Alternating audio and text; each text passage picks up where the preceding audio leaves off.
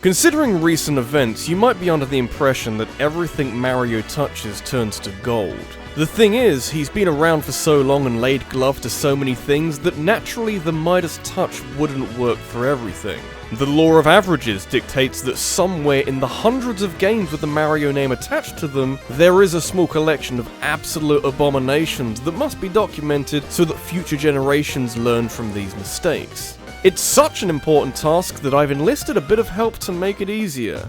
Thank you, Stephanie. May I call you Stephanie? Excellent. Hello there, lovely people. My name is Alex F. NintendoLife. Welcome, Alex F. NintendoLife. Do you have any experiences of bad Mario games? Well, you're really asking three questions there, the first of which takes me back to 1923. I just bought John Neville's Peanut Sanctuary for £30, which back then were called dollars. I think you can see where I'm going with this. Do you have any experience of working with others? Matured for 21 days. What do you see yourself doing in 5 years' time? Fantastic! When can you start? I can't.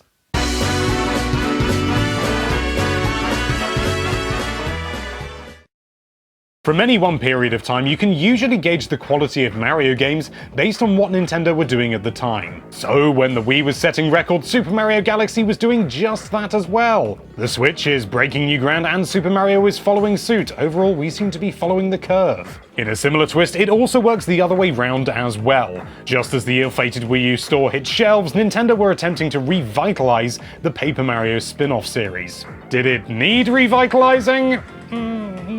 No. Paper Mario Sticker Star isn't necessarily a bad game, but you can be damn well sure that it's a bad Paper Mario game. It's a tricky situation where you can tell that Nintendo wanted to try new things, but nothing quite worked out as well as they would have hoped. Mechanics were dropped, new crappy ones were brought in, including an irritating dependence on stickers to get everything done, and maybe if you were new to the series when you played this, you probably thought it was pretty good. If you've played the others, you'd probably say it's a hot mess of unfulfilled potential. I even kind of like the aesthetic, but it's not enough to save Sticker Star. More crucially, this spin-off franchise is yet to fully recover, and I would quite like it if it did, because the Switch is perfect for a Mario RPG. Just throw those stickers away and we got a deal.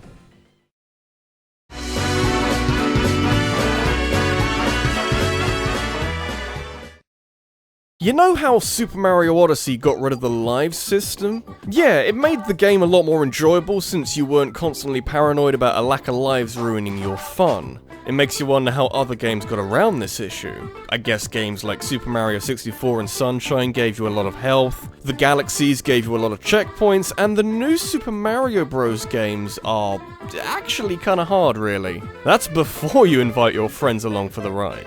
Clearly what needs to be done is throw a bunch of money at the problem and hope it goes away. Don't you think it's strange the new Super Mario Bros. 2 feels more like a fan parody game?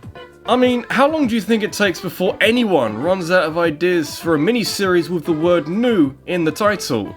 After a while, you're gonna start thinking of drastic ideas and hope to push it forward somehow. So, coins then? Lots of coins? Too many coins? Many coins? You got a better idea?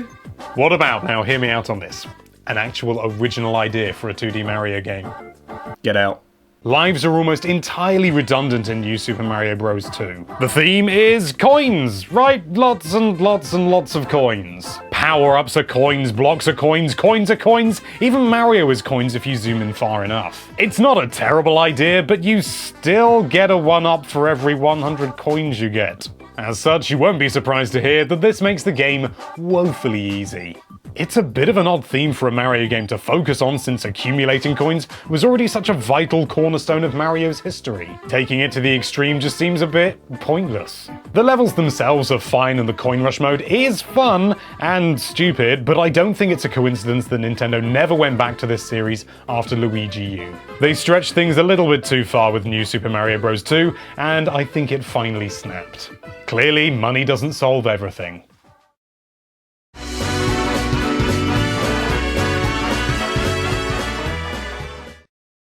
Mario Party 9 was a fiasco. It soured the entire series with the terrible idea of sticking all the poor saps forced to play it in one vehicle and mostly removing any kind of tactical or well thought out way to play the game. And what's worse, you're not even guaranteed to get a minigame after every turn, which might actually be a blessing in disguise, as they're mostly just crappy waggle fests. All this from a franchise that made a fair amount of money from regurgitating the same old formula every couple of years, but with the occasional small addition just to keep things fresh. So, did they learn from their mistakes and just go back to what worked in Mario Party 10?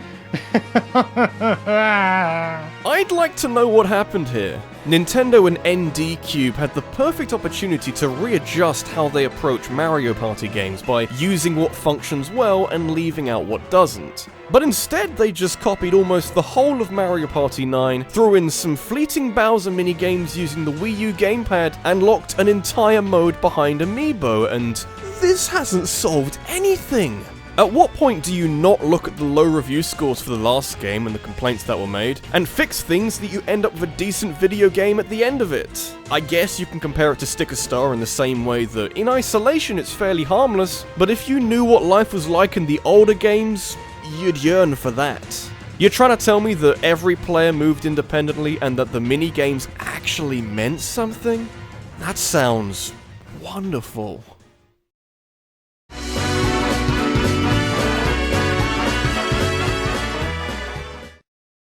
Mario sports games are fairly good, actually. They're not particularly complicated or fleshed out, but they allow you to play a modified, stylized version of the sport you know and love, but with Mario characters imprinting their trademark charm on everything. There's plenty of good things to say about most of these games, but the best thing I can say about Mario Tennis Ultra Smash is that it has very solid and well-coded tennis mechanics. It is technically a tennis video game. That's about it, really. If this was released at the turn of the millennium with suitably polygonal graphics, it would have been great! Excellent, even. Oh wait, it was, but with more content. I don't think there's another Nintendo game out there so heavily starved of stuff to do, except for maybe Animal Crossing Amiibo Festival. You have the mode with Mega Mushrooms, the mode without a single-player campaign, which is just playing against the AI with little to no progression, and a mode where the aim is to not score points against your opponents. And that is it. Ultra Smash is sound in its gameplay, and if it had been released as a budget game, I'd even say it was worth your time. But this was a full-priced retail game. That means if you were to buy this game new at launch, it probably would have cost you between $40 and $50. Thankfully, it's not that expensive anymore, but even so. And what do you get for your money? A game that doesn't even allow you to play with friends directly online. Oh, just like the good old days. It stinks of laziness and just doing the bare minimum. No passion, no commitment, just something to plug the Wii U's release gap. I should know, I did 4 bloody videos on it. You what? Yeah, I mean, that really just goes to show what it was like back then being a YouTuber. It was mainly Amiibo stuff, but yeah. Oh man, I'm really sorry. 2015 was a tough time for Nintendo, wasn't it? Wasn't that the year that Animal Crossing Amiibo Festival came out? Ah, that was my fault, wasn't it? Whoops.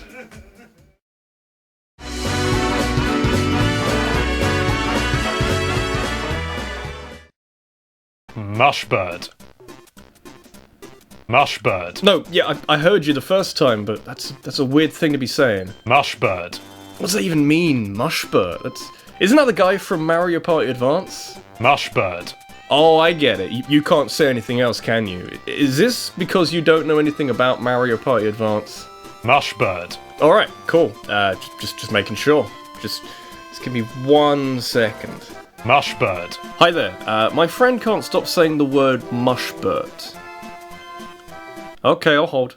Oh, you poor naive soul, sitting there thinking that Mario Party 10 is as stupid and as poorly realized as that side franchise has ever become. Thanks to RabbidLuigi's giant brain and ruggish good looks, I have been enlightened to the horrifying concept of Mario Party Advance, a brave attempt to squeeze a Mario Party game onto a dinky handheld. I could explain it, but I think RabbidLuigi's mighty intellect would be better suited to tackle this terrible video game. Wait, he wrote this whole paragraph, didn't he? Thank you, Alex, you really are too kind. How do you make a Mario Party game for the Game Boy Advance? Short answer, you don't. You don't do that. That's a lot of code. You're gonna have to sacrifice quite a lot to make that happen. Which is why Mario Party Advance has more of a single-player focus, with a great deal of attention being paid towards running quests for NPCs in order to save the world or whatever. The multiplayer here is more of an afterthought and requires a bunch of link cables to adequately connect with friends, but that's okay! Nintendo's got you covered there!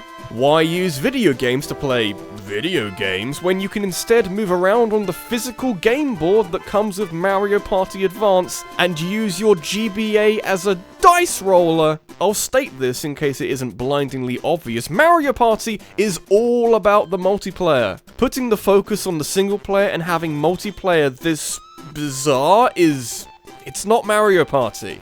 Oh, and Mushbert is one of the Toad NPCs you need to run quests for, but he's got some sick, nasty shades! At least it wasn't a complete lost cause.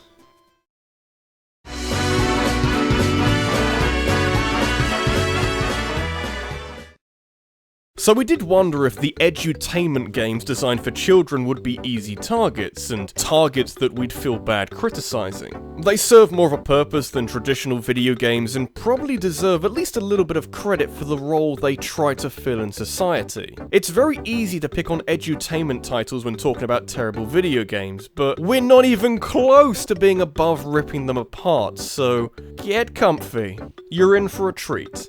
Mario's early years not only holds little merit as a video game, but also as an educational tool. Yes, it's for very, very, very young children, but it basically boils down to clicking on real-life objects and misinforming youngsters about brushing your teeth. Anything that might teach a child something offers no explanation as to why it is the way it is, it just implies whether you're right or wrong, and there's no penalty for wrong answers. And yes, that means you can just keep guessing over and over again until the game says you're brilliant, which isn't exactly hard. Now, I'm not an educator, so I'm not a great authority on this, but I have taught children in the past, and they need interaction, feedback, not just facts and information spewed back in their tiny faces. So you might say that this is more meant to be a fun game instead of a learning tool, but there's nothing fun to be had here. Nearly every single activity is either click on the object game, a painfully slow story, or a vaguely interactive thing. There might be some salvageable learning here on a very basic level, but at its core, it's just a rubbish educational game with Mario's face slapped on it, nothing more.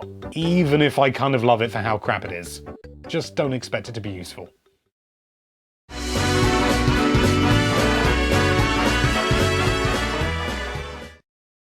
Oh joy, another edutainment game, what a tasty bloody treat! It's almost as if these desperate attempts at educating children through video games are actually quite terrible and pointless. Nothing says pointless quite like having to travel across the world, learn some random facts, and save your ungrateful brother. You could say that Mario is missing missing a purpose.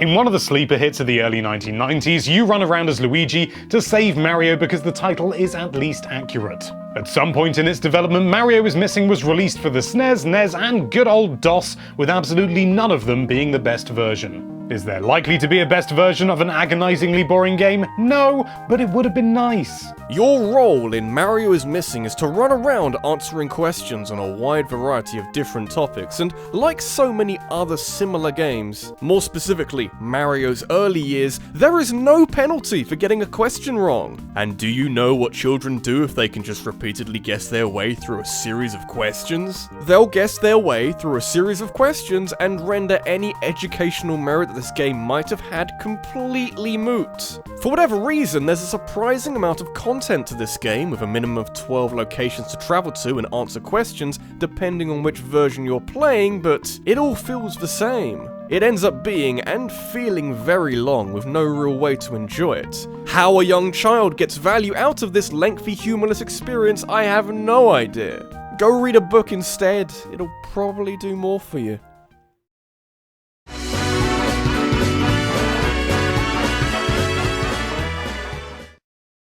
Before he went into space and before he jumped into 3 dimensions, Mario was being incredibly influential in 1985 with one of the most important video games of all time. You might be a little concerned that I'm talking about Super Mario Bros. In a video about the absolute worst Mario games, but that's only to set something else up. You know, this might be Mario's most significant video game, but it's not his debut. Mind you, neither is Donkey Kong, since Mario's true moniker wasn't adopted until Mario Bros. Came out in arcades in 1983. This is a very important game as well, to such an extent that Atari wanted to port it from arcades onto the Atari 2600, a console infamous for pumping out some truly terrible ports. What's the worst that could happen?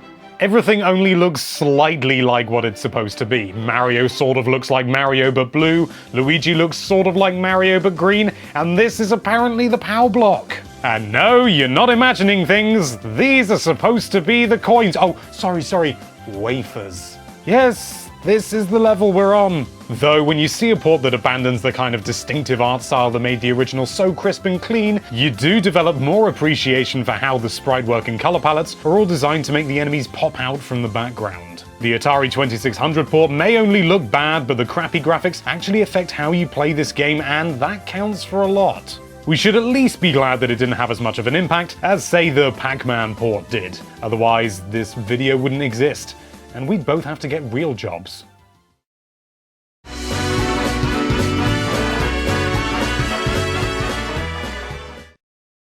Imagine if edutainment was not only boring and mostly useless, but also impossibly difficult to understand. What a world that would be. Well, imagine no more, because the people in charge decided that Mario is Missing needed a sequel, meaning that Mario's Time Machine has got you covered in every conceivable way, and yes, it's as bad as it sounds. I've tried to play this game half a dozen times now, and I still really don't know what's going on. You mash buttons until this time machine appears, fiddle with some numbers and places, enter some sort of skiing mini-game. That's as far as I could get before I started questioning what I was doing with my spare time.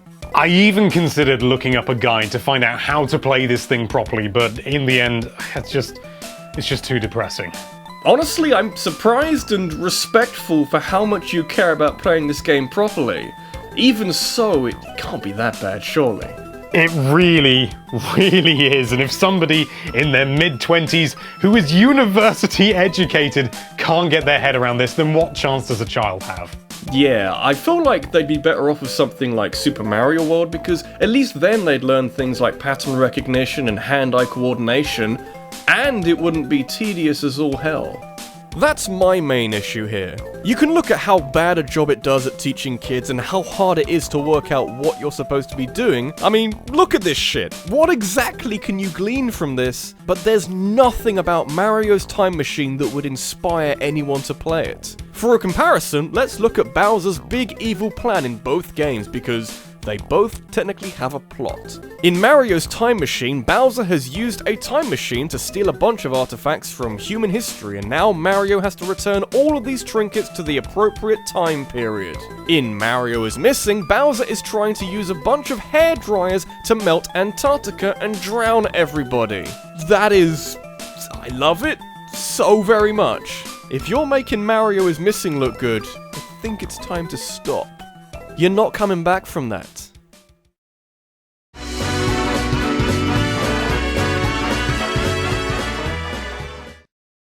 Let me ask you, what is a worse starting position for a prospective video game than an educational Mario title? How about a Mario game developed for one of the worst consoles in the history of video games? The 90s really were an odd time for both Nintendo and Mario, and nothing represents that better than the release of Hotel Mario for the Philips CDI. Anything made for that console using the Nintendo license can lay claim to being one of the worst games of all time, and really, the Mario franchise is lucky that only one game was released under that name. This is more than enough.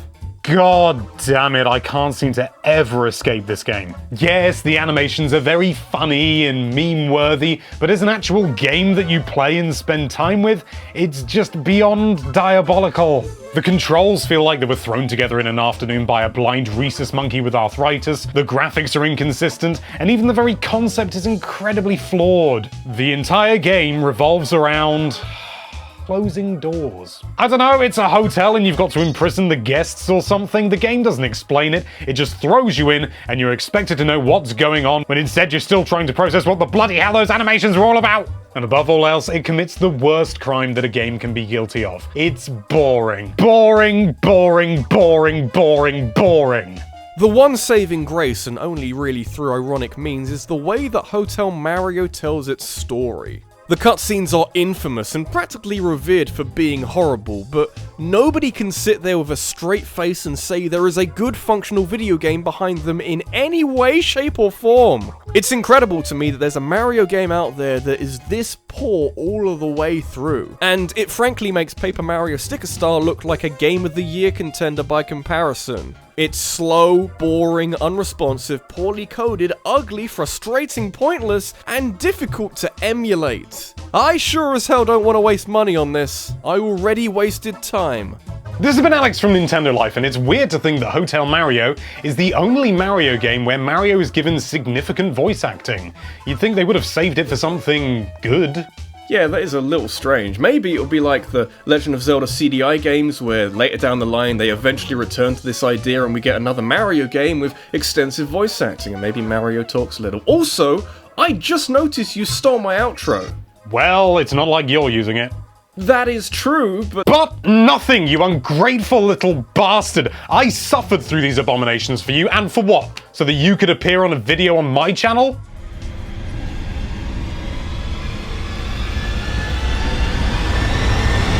Nice plug, Alex. You'll fit in just fine around here.